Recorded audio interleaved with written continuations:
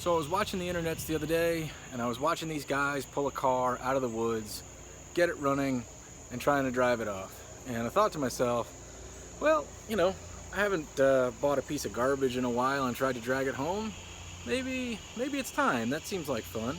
And then I thought a little harder, and I realized, hey, I know where there's a custom 1954 Chevrolet that hasn't left a garage in probably a couple years, definitely hasn't left the yard in a few more years than that, was built in 2000-ish, and before that was in a field in Iowa, and maybe has 1,500 miles on it.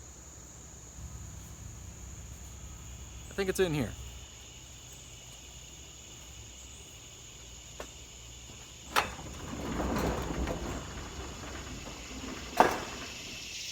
Yep, it's right where I left it.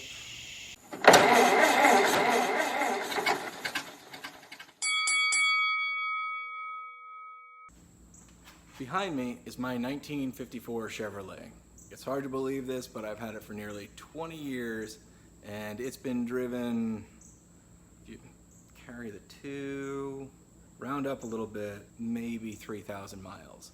That's just because I've never gotten it right. Never really trusted it. It's sort of been my unicorn, and I keep chasing it, and then mostly letting it sit for long periods of time. So something really, lit a fire the other day, and it was the wiring. Let's see if we can identify the next set of issues. If nobody's got a guess, it's this general area here. I came out here to start it up to see about maybe taking it around the block, and I turned the key and I got smoke from all under the dash. Fun fact, everybody, I don't know when Chevrolet started using fuse boxes, but in 1954 there were like a couple of fuses on dedicated circuits, but there's not a fuse box. And if I recall, I don't think I knew what a fusible link was back then. Yesterday's debacle was just trying to start the car. The 12-volt wire to the coil ended up on the header, which then started sending 12 volts to the header, and rather than there being anything to interrupt that circuit, the entire wire melted all the way back to the ignition, sending a big cloud of ozone through the car and making it absolutely clear it was time to get it rewired. Because, man, an electrical fire is hard to put out, and then you still have to rewire it if there's anything left.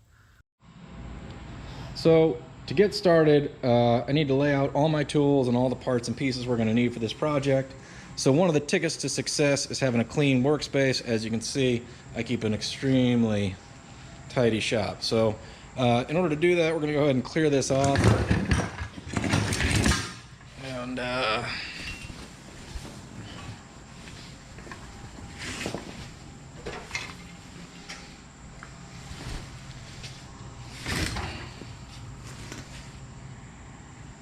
clean workspace. This should basically get us through. Scissors, I have assorted connectors, little testy magoo, wire cutters, tired set of crimpers. If you don't have these yet, these dragon things, best investment yet. Test light, multimeter, and then something that was not available. Well, I mean, it was. American Auto Wire and Painless used to make harnesses, but they were out of reach, man. They were like $400 or $500, $600. I picked this up for $100 American off eBay, brand new. It is way more circuits than I needed, something like 21 circuits, but I wanted the least expensive one I could get that had the wires actually labeled all the way down the wire, and actually had a labeled fuse box, because I've gotten universal wiring harnesses before and installed them and it works, but the fuses aren't even labeled. So, before you even start your work, you're trying to figure out which wire goes to which fuse on the back. As far as wiring goes, this should hopefully be pretty simple. After all, it's got this comprehensive guide to wiring your vehicle, which, you know, maybe I have a different interpretation of comprehensive, because that's 15 pages.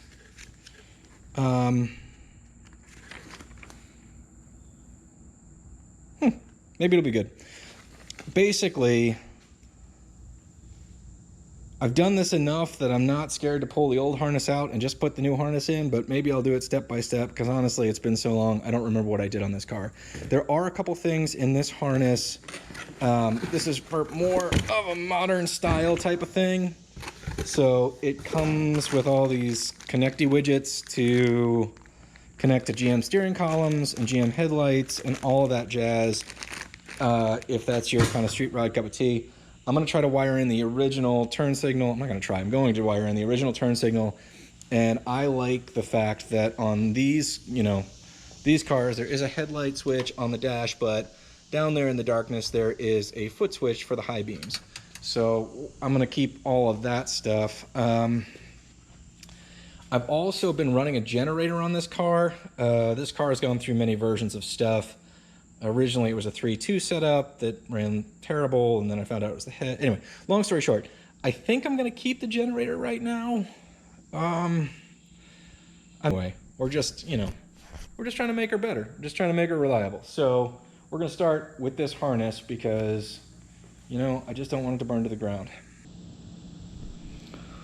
So here we are, in one of those moments where, you know, this is a big enough chunk to bite off that you know, probably should avoid the pitfall of, while we're in there, we may as well, because that's a good way to get distracted, make a big project way bigger, totally insurmountable, and never get done. And on top of that, you know, like while you're in there, you know, you could take more stuff apart that'll probably never go back together, which is why there's 682 million cars on Craigslist that have been taken apart and they're in a pile, and somebody's trying to sell them for the amount of money that they paid for it, and all they did was disassemble it and make it impossible for them to... Anyway, so what I'm thinking is, you know, climbing under the dashboard upside down takes a certain kind of like acrobatics, and I have done it from the front seat of a car, and it,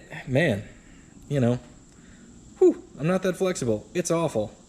So this job is a lot easier if you take the front seat out. Now, taking the front seat out is not that easy.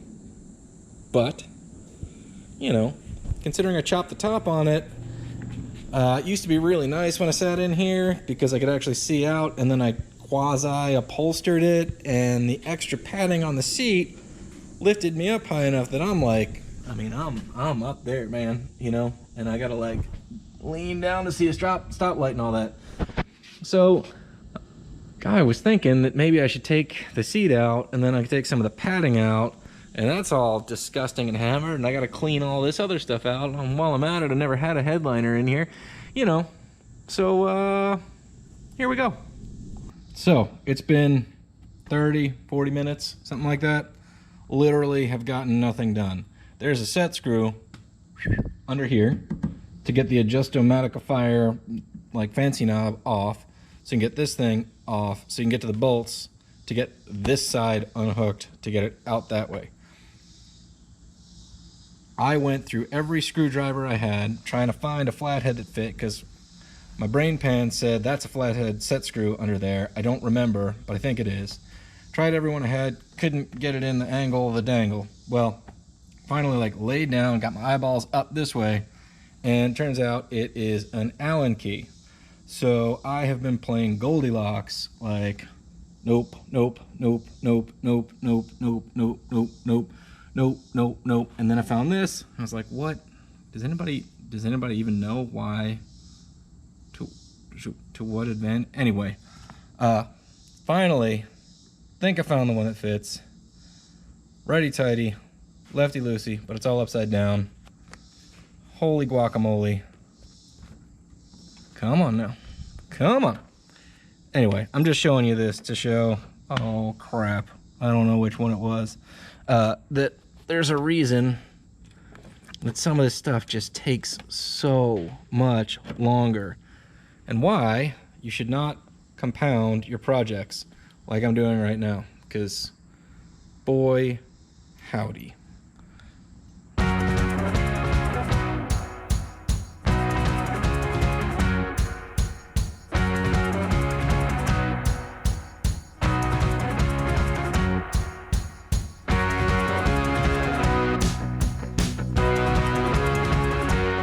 All right, that was harder than it needed to be. First of all, there were 2 bolts that were hiding from me. I'll show you how all that worked.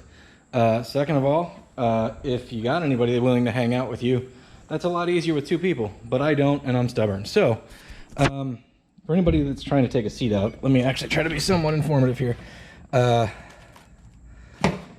These things, it's just kind of in there like that, and there's 2 bolts on the backside. So in theory, I was missing this one. That's why I was struggling so hard.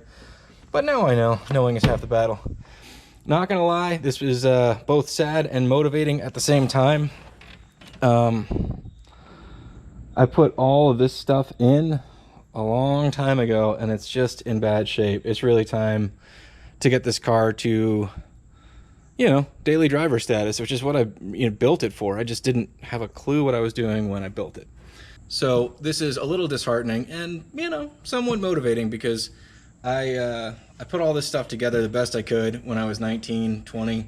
I had no idea what I was doing, but it is motivating. It's sad to see it like this, but I've held on to the car, and I've learned a thing or two. So it really is time to go ahead and put the work in and make it the daily driver. It's not that I didn't put the work in before, I just didn't know what I was doing. I did my best.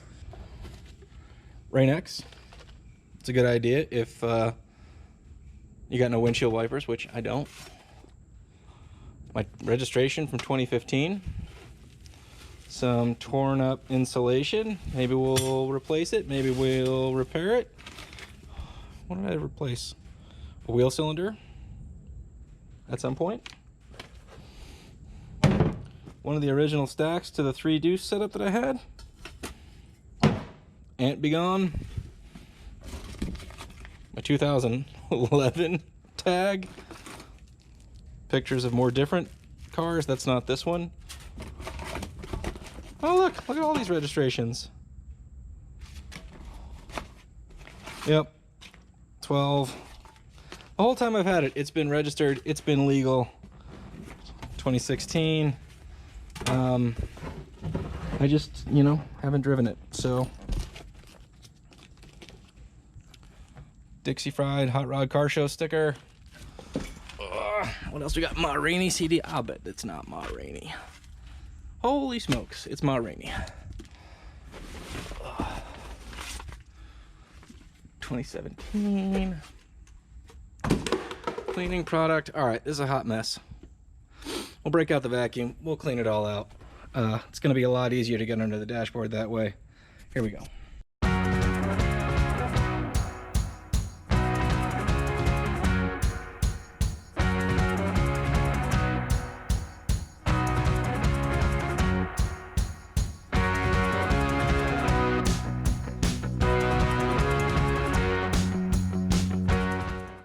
Progress. That really wasn't all that bad. I've been dreading doing this for so many years, but I am now strangely motivated. Should be able to do a neater, tidier job on the wiring. I'll be able to update the upholstery just a little bit, get rid of these shitty gauges. Just a couple like little things. If you guys are doing something like this eventually, avoid this at all costs. Like, it just absorbs water, attracts rodents. It's just no good for a car. All these cars are going to leak, no matter how good a job you do on them. But this stuff is all right. It's just basically bubble wrap in 2 layers of foil. So if you're going to insulate or whatever, you can't afford Dynamat, this stuff comes in a roll. There's one way up there. Thinking about how little I knew back when I did this car for the first time. And it says, wall between trunk and rear seat. Top with an arrow. This side faces the windshield. I had so little confidence and had so little of an idea of what I was doing that I had to label things to that degree, that I wouldn't be able to figure it out. That's come a long way.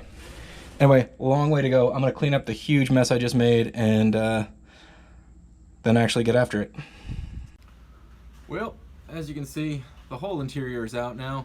It's a little bit like a hangover. It feels like you're making a ton of progress when you're working really hard, pulling stuff apart, and then the next day you get back into it and you go, taking the back seat out had nothing to do with the wiring at all.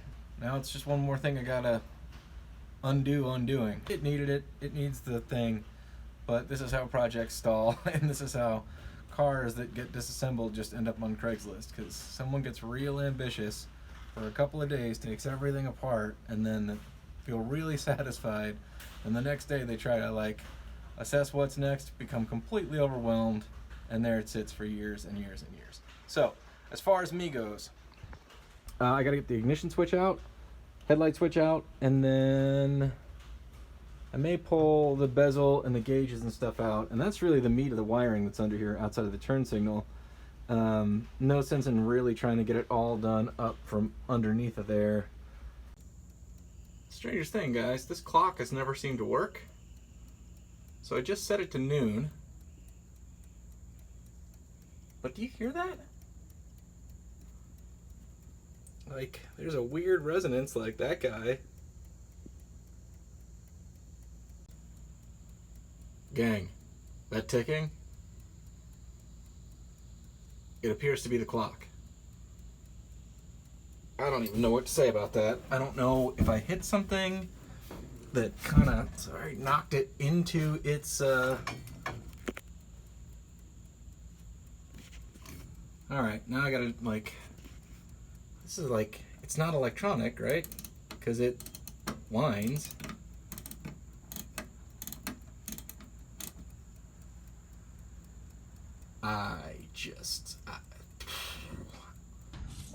There is definitely some old wire still hanging down. I got a lot of it out.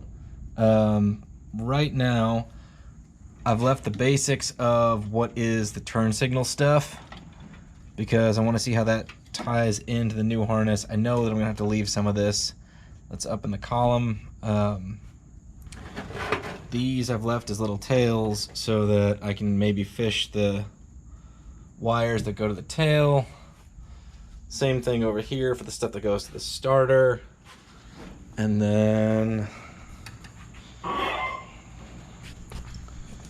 stuff that's a little hard to get to. We got basically the high beam switch comes in from under the floor, which is a little bit of a bummer. I know at least by 65, this wiring ran into the cab to the switch. And then the brake light switch that's under there. Pulled the headlight harness out, have just what's going to the headlights on either side. Again, if the kit has the connectors I need, will replace all of that too. This is what routed all of the main power coming in. You know, it's still intact, but it is pretty brittle. Here's a connection that ran to all of the dash lights. What else do we got here? Just generally speaking, it's not good. Had a few melted wires that I pulled out. I just thought you guys ought to know, you know, these are much more better and they bend like they're supposed to. These are not so much good and don't bend like they're supposed to.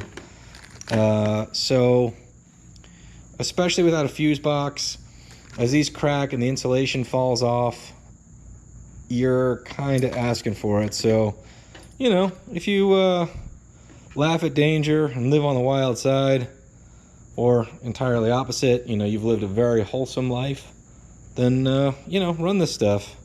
And maybe you won't have to watch your car blaze on the side of the road. For the rest of you who are in between those two things, maybe this is the way to go, especially on a car that didn't have a fuse box at all to begin with. This has way more circuits than we need, but look at that, they're all labeled. Doesn't get much simpler and more straightforward than that. I say now, before I try to install it. All right, I'm gonna lay some stuff out. We'll see you guys in a bit. Well, good morning, everybody. This is day 5 worth of spare time, if anybody's counting. If anybody's counting, it's not really morning, it's much closer to noon, but kind of late night. Was up, doing typical Friday stuff, reading scripture, and all that stuff. I ran the wires through the wire hole, and two things. First of all, they don't have every wire listed here, what we got listed here, but I can read at least a 3rd grade level, so I'm trying to just get my eyeballs on what all these things are so I can sort them out into different sections. And but this wiring, it's like a buffet. It just keeps. It's just never done. They got a lot. They got a lot. Lucky for me, there's only 4 purples, 5 reds, 6 greens. It didn't have a lot of variety. And, the factory ones, they like to do purple and then purple with purple stripe. This claims to have that, but it doesn't. It's just regular purple. Lots of purple. Made some progress here, not as much as we'd like, really, by this point, but it's the way it goes. So at this point, I've got a bunch of wiring diagrams for a 54 Chevrolet. Most of them agree, some of them don't. So the surefire way to figure out which of these leads goes to which of these lamps, because there's 2 filaments in each headlight, low beam, high beam, 2 filaments in the parking lights, park and turn signals. Just going to apply 12 volts to each line and mark what it does. That way, when I go to line it up with the marked wires from the harness, I at least know that the, dang it, nope, found it, been looking around for that in my pocket, as usual. Basically, it'll help me match up which specific color to the 54 is going to match the new color to the harness. They are really similar. This is GM based, and I guess GM based started 70 years ago or before that, whenever they switched from cloth wiring. Maybe they never had that, maybe that's just a Ford thing, I don't know. So, got a battery charger hooked up. I've got it grounded to, dear Lord, got it grounded to, essentially, it's on that side, what the headlight ground is. Here we go. You could do this with your battery. This thing comes pre-jumperified, so I don't have to make a whoop-de-doo.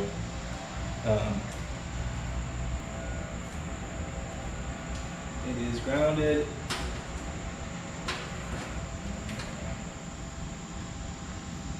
I got a purple guy, and I got a blue guy still attached to the junction block. Technically, in Chevy speak, that's dark blue. So, purple, very dim, means our parking light. Blue is much more brighter, therefore it's our turn signal. I guess I ought to do the headlights. So I've got a green and a brown. In this case, I would call, it's probably light green and tan, technically.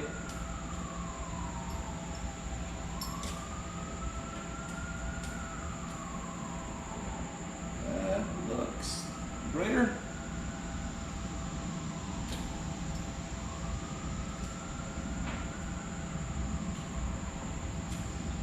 So we'll call green the high beam. I don't know.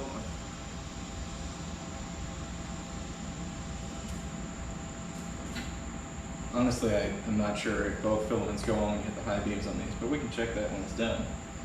It really just depends on how the switch sends the old juice out. All right, let's move you in here to InstructoVision. So when I'm doing wiring, basically, we're using these crimp clamps. They're mostly garbage. The ones I buy are definitely garbage. Rusty old Clamp-O-Matic, and you're dragging like wire nom nom nom nom nom sort of like stripper thing. So once this is cut to length, use your dragon tool thing. Strips the wire really well, really quickly. Then I slip on a piece of heat shrink. And then my personal thing, I tear these little plastic ends off because I can't really tell how well the wire is seated. I don't really trust these in general. And you know, I've had wires pull out of them. I understand you're supposed to use heat shrink and all that stuff. 99% of the time I'm way too lazy to, but considering it's taken me 20 years to get to this project, a few extra minutes is definitely not going to kill me. On my regular, usual, super lazy days, I just use these crimps. And, you know, a lot of times they pull out and then you're, you know, chasing a wiring problem on the side of the road. So, anyway, it does mean that your Crimping thing, your little, if you could see the color codes, it doesn't work because they're made to crimp this plastic garbage onto these things. So, you know, I just use it like a crimper, and then I get in there with the not so crimpy part and just mash the hell out of it. At which point, we're in pretty good shape. And then after that, take a little heat shrink.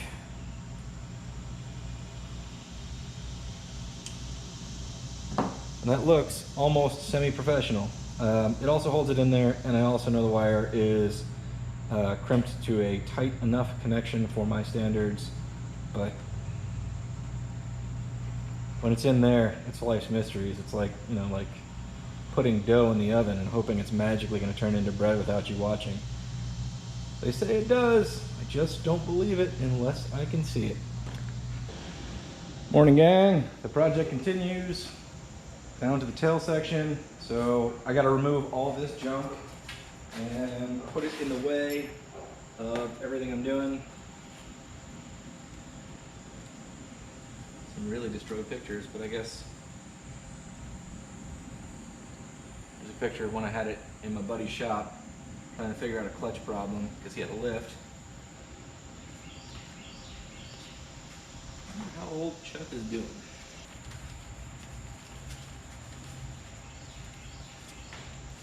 This is actually neat. This is from the 2008 Drive Invasion car show, which was home to the Dixie Pride car show in Atlanta.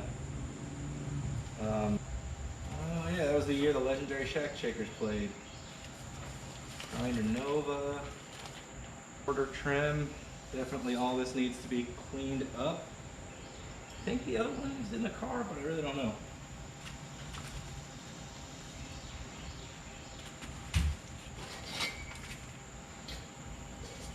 Plymouth hubcaps, I just like the ship. It's the Mayflower, I guess. Because of Plymouth, I'm assuming that. I just think they're super neat. It's what I've run on this car.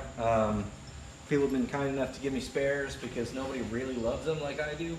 Apparently we have had some rodents in here since it's been quite done.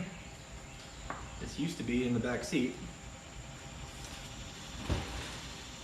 But yeah, this thing throws hubcaps like horses throw shoes.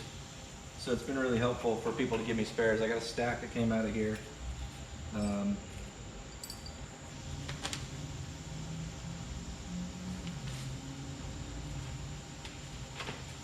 plans for a bicycle I built in Pittsburgh. Started like that, made it like that, and then I got stolen. So if you're in Pittsburgh and you see this bike, I got stolen 15 years ago. It's mine. Handsome young man wanting to buy that 60 Cadillac that they wouldn't sell me.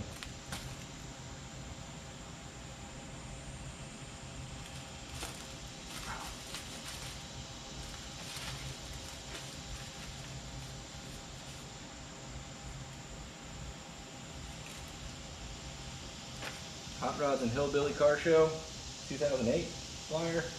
Didn't go to it, I don't think. Just keep this in here because the drive-in theater in Atlanta, you had to tune into a radio station. You know, so just in case for impromptu drive-in night. Although, that was a lot more wishful thinking than it was reality. 2009 registration.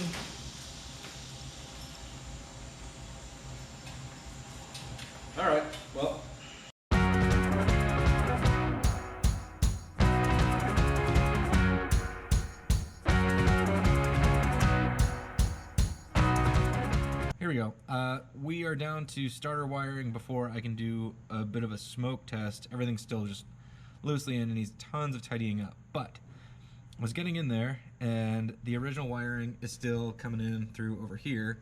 And I noticed this, and I thought you guys ought to see it. So, let's see how close we can get. So this, right here, is completely exposed copper.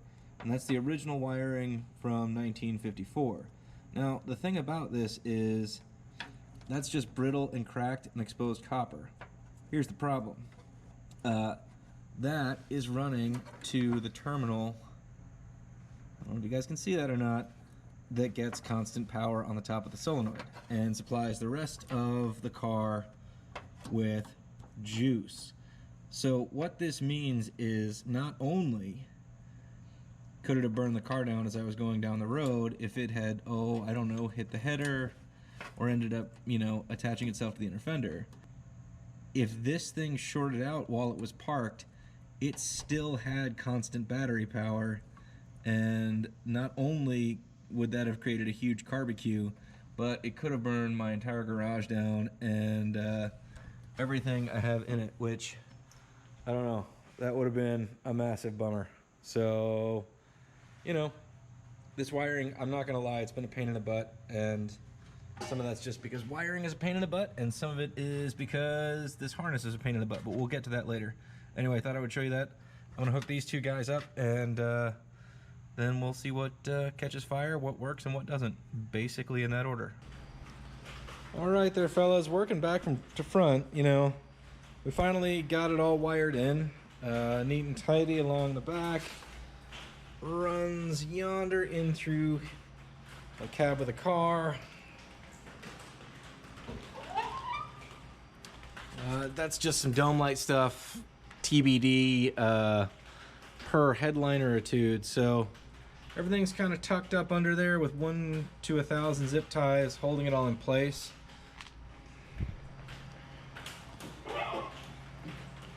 Got a similar billion zip tie situation. There will be a little bit more tidying up to do here for these headlight wires, and I'm thinking I will do an electrical tape wrap, which is essentially what the factory harness came with. Long story short, I'm glad to say that everything seems to be working out all right. Obviously, sorry, the rain's kind of coming down. This place is like a tin drum when that happens. So just some final tidying up to do. Everything seems to be working so far, down to the radio even. But we are a little bit ways off from a test drive. Got some cleaning to do and tidying up, and then we'll see if we can get the interior going and get it back to sort of a functioning, nice, clean, happy place to ride in. Be great to get that seat lowered. We'll see if we get around to it. All right, everybody, time for a little recap. So originally I thought this was going to be far more instructional than I believe it's actually turned out to be. And there are a couple of reasons for that. One is, as I started looking into showing specific circuits like the ignition circuit or the charging circuit or even the lighting circuits, it became pretty clear to me how specific they are to this particular car, even though it's a Chevy and whatever else.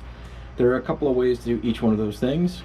Because I'm running a generator that creates its own set of, you know, specific wiring needs, because I'm running a points ignition and the coil needs for that as related to the ignition switch are pretty specific. Basically, I thought I was going to do more harm than good by showing that stuff. If you're interested or whatever, you're having trouble, I'm happy to spell any of it out if I can. Let's talk bigger picture and this $100 wiring harness and wiring a car. Let's be real, guys. Electricity is basically black magic, voodoo, or the dark arts, some kind of wizardry.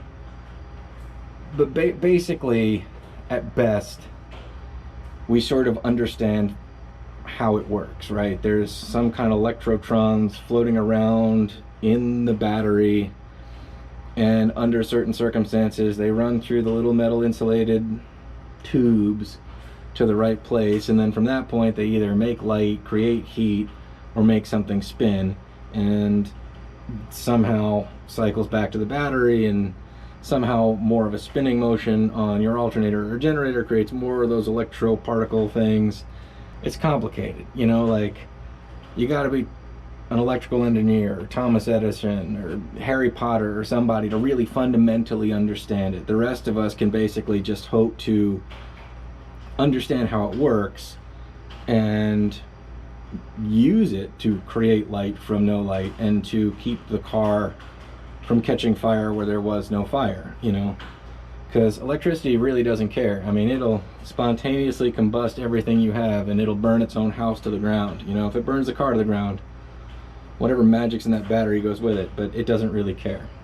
That said, this $100 harness, because I do know my way around car wiring enough and I'm familiar with how it works, I was able to make this harness work pretty well. The labeled wires are, you know, they're okay. The diagrams that came with it are really subpar. That's one of the bigger issues. And I think, I gotta look, but I think the fuses, I think I've got at least 2 fuses labeled radio, which I can't really explain.